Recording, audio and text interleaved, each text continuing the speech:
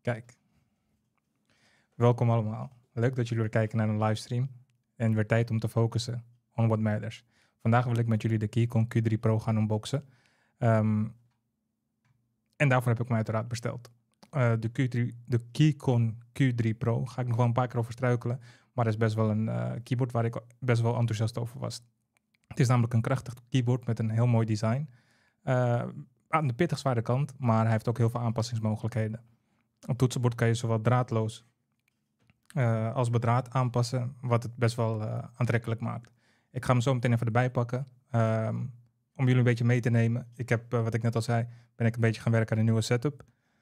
Ik hoop dat jullie een beetje mooie angles kunnen zien. Nou, hier kunnen jullie mij nu zien. Op het moment dat jullie vragen hebben over de keyboard of dingen waarvan jullie willen dat ik het meeneem, laat het gerust even weten, dan behandel ik het meteen.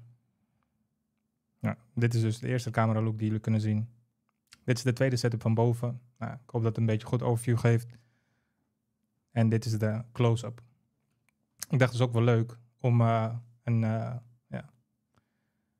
mesje te bestellen. Dit schijnt een Hinigokami te zijn. Higinokami.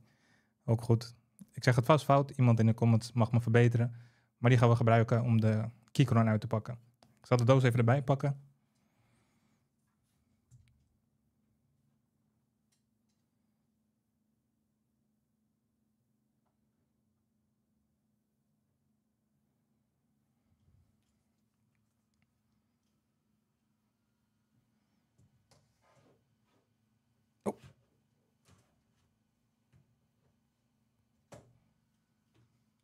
We natuurlijk wel alles heel laten.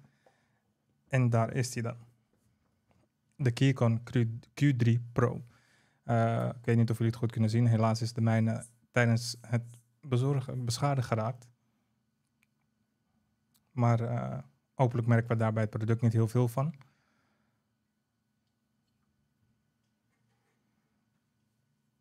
Nou, zoals ik al zei, dit is een draadloos toetsenbord. Wat zowel draadloos als bedraad ondersteund is. Het heeft ook daarnaast QMK-ondersteuning. Dat staat voor Quantum Mechanic Keyboard ondersteuning. Dat is eigenlijk voor mensen die wat meer van programmeren houden. Voor de mensen die niet zo van programmeren houden, je heeft ook via instellingen, dat schijnt een GUI-interface te zijn, waarmee je dus eigenlijk voor mensen die niet zo high-tech zijn, ook hun keyboard handmatig kunnen aanpassen. Dus dingen zoals de RGB lighting, volgens mij de weerstand, feedback, allerlei van dat soort zaken. Deze keyboard is wel heel erg customizable, zowel voor de noobs, a.k.a. me, als de mensen die er wat meer verstand van hebben. Ik zou zeggen, laten we de doos even bekijken. En nadat we de doos hebben bekeken, inclusief de schade, gaan we door naar de keyboard zelf. Nou, de verpakking ziet er strak en minimalistisch uit. Ook in mijn lievelingskleur zwart. Ik weet niet of meer mensen hun lievelingskleur zwart is. Ook al is het volgens mij niet officieel een kleur. Laat het vooral weten. Vind ik altijd leuk om terug te zien. Het design is, ik weet niet of mensen het met me eens zijn, maar ik vind het opvallend en tegelijkertijd heel erg low-key, wat heel erg bij me past. De informatie die we erop zien staan, gaan we eventjes doornemen. We zien hier, ik zal eventjes overswitchen naar het andere. Oh, daar ben ik weer. Kijk, zo kunnen we het iets beter zien. Een Alt TKL Mechanical Keyboard. En dit moet je overigens nooit doen. Het is ten strengste afgeraden om met een mes over je product heen te gaan. Maar aangezien we een beetje in de rebelse bui zijn, doen we het lekker toch.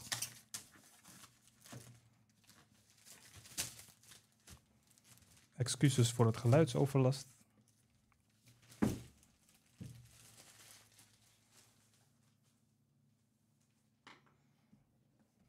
Ja, zoals ik eerder ook al zei.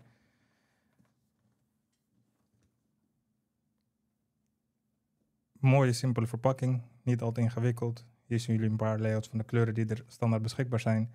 Ik heb voor de, ik weet niet wat de exacte kleurnaam is, maar zwart gekozen om het maar lekker simpel te houden. Dan gaan we de doos nu even openmaken. Als het lukt. Kijk.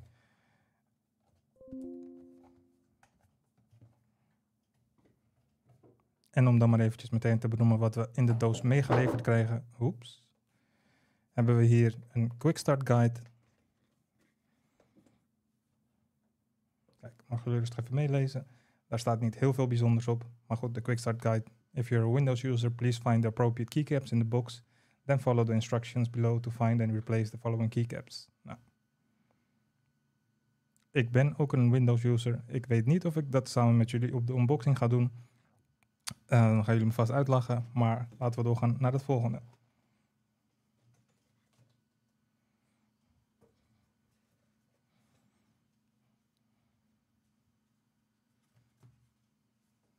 Ik probeer niet meteen er een gigantische troep van te maken. Naast de Quick Start Guide hebben we hier nog een boekje. Uiteraard een waarschuwing van Keychron. Dat we gentle moeten zijn en zorgen dat alles goed aligned is voordat we de boel slopen. Nou, ik ben overigens volgens mij voor de red keys gegaan. Je hebt daarin ook allerlei verschillende configuraties over hoe jij wil dat de feedback van het keyboard is. Nou ja, ik kan jullie vertellen, hij weegt aardig wat. En ik probeer voorzichtig te zijn, maar je moet toch wel flink aan deze jongen tillen, wil je hem uit de doos krijgen.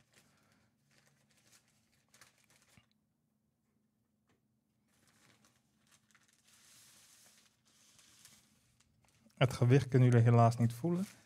Maar als je dit ding zo uit de doos haalt, voel je meteen dat dit heel erg solide aanvoelt. Hartstikke keurig gedaan, mooi afgewerkt. Ik zie overigens geen beschadigingen die eventueel door de trip zouden kunnen komen. Dus daar ben ik blij mee. Ik zal hem ook eventjes in de close-up voor jullie schieten voordat ik doorga naar de volgende dingen. Kijk. Ik hoor graag ook in de comments of jullie een beetje een goed beeld kunnen krijgen van de keyboard. Ik zal hem ook eventjes aan de achterkant laten zien. En inderdaad in de comments wordt ook al weergegeven. Deze beste jongen weegt ongeveer 2 kilo. Nou ja, als je dat vergelijkt met wat mijn vorige keyboard woog, dan is dat, nou ja, ik durf misschien wel te zeggen keer 5. En dat bedoel ik niet negatief.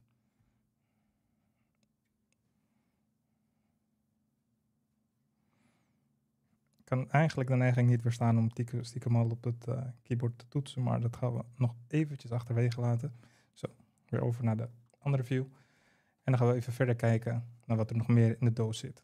Het schijnt dat er bij de doos in ieder geval inbeschreven zou moeten zijn een keycap pooler en de switch pooler. Nou ja, wat ik al zei, wat extra switches en de USB-C kabel. Handleidingen hebben we ook voorbij zien komen. Kijk, dit zijn wat extra keycaps voor de gekke Windows users zoals ik. Dan hebben we hier, denk ik, de keycap pooler.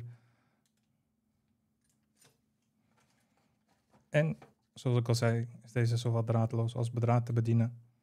Dus hebben we hier het draad wat erbij komt. Ik zal er ook nog even laten zien. Hier heb je best wel een mooi geweven draad. Moet ook wel passen. Het is niet het meest goedkope keyboard, dus u verwacht ook wel dat er wat moois bijgeleverd wordt. En ik moet zeggen, dat is zeker gelukt. Mooi Velcro bandje waar Keychron op staat. En ik gok dat we die zo meteen nodig gaan hebben. Nou ja, laten we heel even inzoomen op het design van het keyboard. Voor de mensen die het niet weten, dit is een 80% keyboard. Dat betekent dat hij net iets kleiner is dan een full-size keyboard. Maar nog steeds wel functionele toetsen bovenin heeft. Wat het erg prettig maakt voor het werken. Nou ja, ik ben benieuwd wat mensen van de Andracid kleur vinden. Hadden jullie een andere kleur gekozen? Had ik het ook graag geweten. Ik zelf namelijk niet. Mochten mensen tips hebben voor de verdere uitbouw van een setup, dan hoor ik het ook heel graag. Want ik ben nog steeds heel erg zoeken in wat ik wel en wat ik niet vind passen. Tot nu toe, zoals je ziet, zie ik heel erg veel zwart, wit en rood terug. Maar goed, we gaan weer terug switchen naar de keyboard. Even kijken. Voor mensen die het overigens tips hebben over hoe ik dit moet aanpakken, laat het gerust weten. Want dit is de eerste keer dat ik overga naar een mechanical keyboard. Ik zie hier wat switches op de achterkant die aangeven of hij aan, uit of op Bluetooth stand gaat. En waarschijnlijk is het geen verstandige keus. Maar ik wil eigenlijk overgaan naar de Bluetooth aansluiting. Zo, dit zetten we even aan de kant. En ik ga heel even de uitleg erbij pakken die aangaf dat ik wat toetsen moest omruilen, omdat ik een Windows user ben. Klein momentje.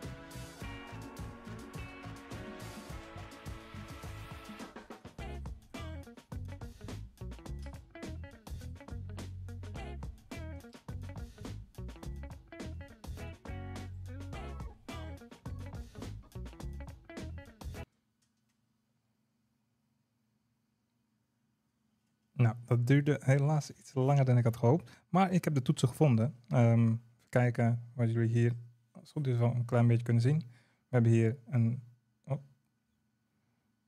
Windows toets. Een, nou, dit duurt mij iets te lang. Alt toets.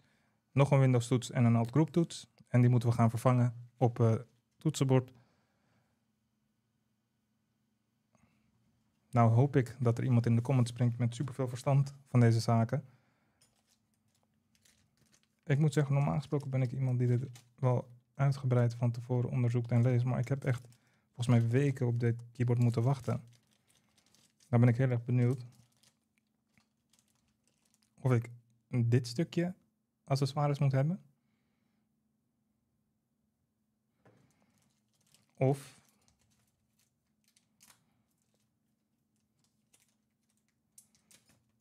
oké.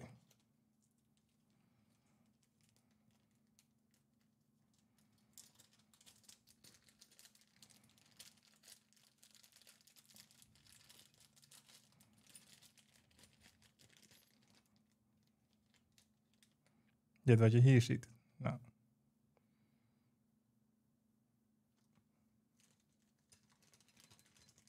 Kijk, en daarom hou ik ervan als mensen actief meekijken in de comment, want ik hoor hier een hele luide yes. Dus we gaan lekker hiermee eventjes een proefje wagen en kijken of we de eerste Options keycap kunnen verwisselen voor de Windows keycap.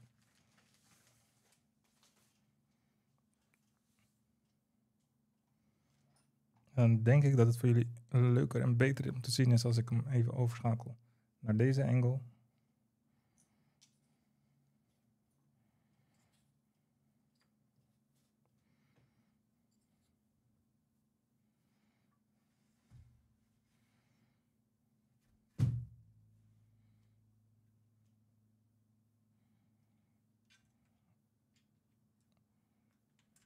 Oké.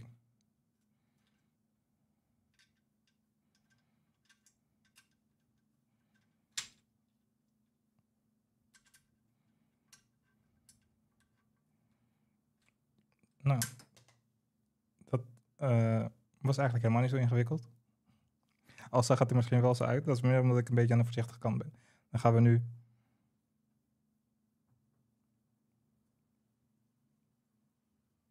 onze Windows toets er weer indrukken.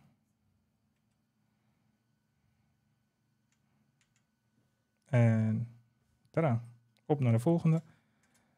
Nou, weet je, laten we daar ook eventjes een klein muziekje bij doen. Dat is misschien iets interessanter voor jullie. Al is het een klein beetje, misschien iets wat enthousiast nummertje.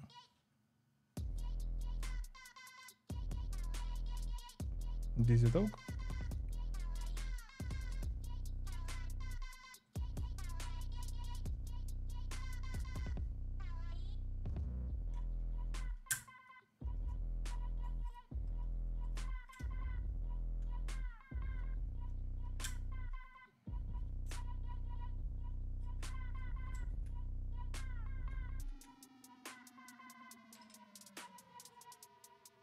Nou, en daar zijn we dan gereed voor onze Windows setup.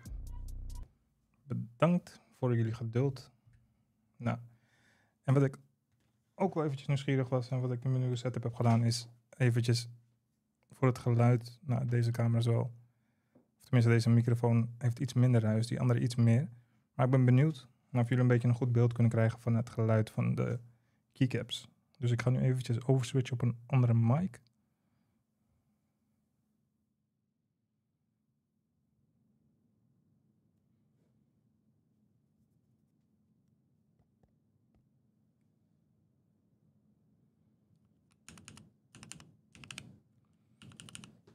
Nou, en nu lijkt het natuurlijk alsof ik met een of andere heftige typemachine bezig ben. En ik ben helaas geen fantastische typer, maar ik moet zeggen, ik vind het er wel heel fijn uitzien.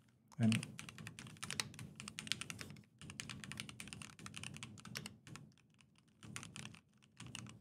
nou, de echo die je eigenlijk hoort in het geluid, dat is iets wat je hier in de kamer niet hoort, maar dat krijg ik helaas nog niet zo goed weg met deze microfoon. Dus misschien moet ik daar ook eventjes een switchje maken. Maar buiten dat om, ik ben hartstikke tevreden met het keyboard zelf. Nou, gaan we hem eventjes aandoen, kijken of we daar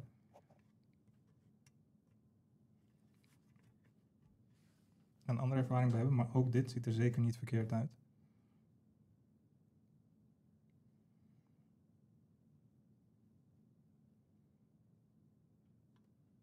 En voor de mensen die toch nog eventjes wat geluid willen horen, zal ik de microfoon iets dichterbij brengen.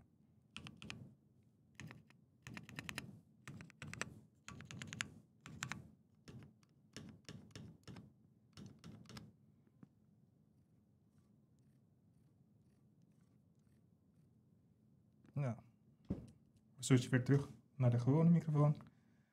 En zo. Dat klinkt even wat prettiger.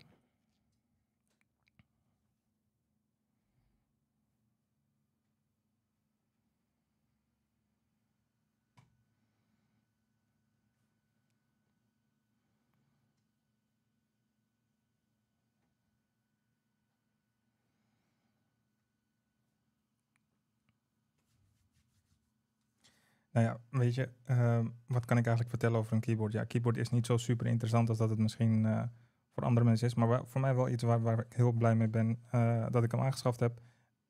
Is dit echt een meerwaarde? Nou ja, weet je wat de QMK-verbinding van deze keyboard ook voor zorgt? Is dat je macro-toetsen kan instellen. Voor niet iedereen even belangrijk, maar ik denk zeker als videograaf, fotograaf, in ieder geval iemand die veel, misschien zelfs ook programmeurs, met allerlei handelingen te maken heeft, is het fijn als je macro-toetsen kan instellen. Die ga ik ook gebruiken. Ik denk nadat ik deze een tijdje gebruikt heb, ga ik jullie meenemen in wat voor mij fijne handelingen zijn. Natuurlijk hebben we hier ook de volumeknop waarmee we snel hopelijk het volume en dat soort dergelijke dingen kunnen aanpassen. Maar in mijn geval misschien bijvoorbeeld ook zoomen en dat soort zaken. Iets wat ik ook nog heel graag van Logitech wilde halen, was eigenlijk het nummerpad. Om, als ik die wel nodig had, erbij te zetten. En als ik hem niet nodig had, lekker aan de kant te schuiven. Daarom ben ik nu ook voor een wat smaller keyboard gegaan. De Logitech is veel lichter, maar toch wel een stuk wijder, waardoor hij wat meer ruimte in beslag neemt. Ik zit vaak ook met een Wacom tablet, waarbij ik al gauw wat meerdere ruimtes in beslag neem. Binnenkort ga ik ook een ander product van Logitech reviewen, wat ik nodig heb voor het editen. Dus mochten jullie dat willen zien, laat het vooral weten. En dan ga ik daar ook weer een live unboxing van doen. En dan komt er een vraag in de comments of ik de RGB aan ga laten. Nou, ik heb dus gezien dat ik dat blijkbaar wel zou kunnen programmeren, of in ieder geval in de QMK of in de VIA zou kunnen aanpassen. Ik ben zelf niet heel erg van de RGB. Ik ga denk ik wel kijken of er een mogelijkheid is om wat minder kleurtjes aanwezig te laten op het moment dat ik de keyboard gebruik. Ik vind het namelijk nogal opvallen. Van boven zie je het niet zo heel erg, denk ik. Maar als we weer eventjes terug gaan naar de close-up view, kan je inderdaad hier heel erg goed zien dat dit misschien nogal wat afleidend kan werken. Nou, net zoals als je aan het editen bent, dan is dat eigenlijk iets wat meer storend is dan dat het fijn is. Eventueel zou ik het kunnen laten als ik de intensiteit daarbij kan aanpassen. En volgens mij kan dat ook. Ik zie ook heel mooi op het toetsenbord hier wat opties om dingen wat feller en minder fel te maken. Ik weet alleen niet of dat dan voor het scherm geldt of voor het toetsenbord. Maar dat ga ik allemaal lekker uitvogelen. Ik zie hier ook wat extra zaken waarbij je volgens mij ook de macro-toetsen kan instellen op of je de eerste, tweede of derde tab wil gebruiken daarvoor. Dus ik heb eigenlijk nog een hoop uit te zoeken. Ik wil jullie hartstikke bedanken voor jullie tijd. Als er geen andere vragen zijn van mensen, dan ga ik afsluiten en lekker stoeien met het keyboard. Het enige wat ik er nog eigenlijk over kan zeggen is, ja, je kan hem op 3 apparaten tegelijkertijd aansluiten. Verder zijn er niet heel veel andere bijzonderheden bij deze keyboard dan dat bij andere keyboards zijn, behalve omdat hij er echt fantastisch uitziet. Hij heeft een 5,1 Bluetooth verbinding, wat eigenlijk niet heel gek is. Ja, en eigenlijk, wat ik zou zeggen, ben je op zoek naar een keyboard die zowel draadloos als niet draadloos voor kunnen gebruiken, die er super goed uitziet, customizable is en waar je eigenlijk tot in de lengte van dagen mee voort kan, dan zou ik kiezen voor een Keychron keyboard. Althans, zo op de eerste indruk. Over een tijdje ga ik een review plaatsen en dan gaan jullie mijn ongezouten mening terugkrijgen. Ik wil jullie allemaal bedanken voor het volgen en ik zie jullie volgende keer weer. Tot kijks.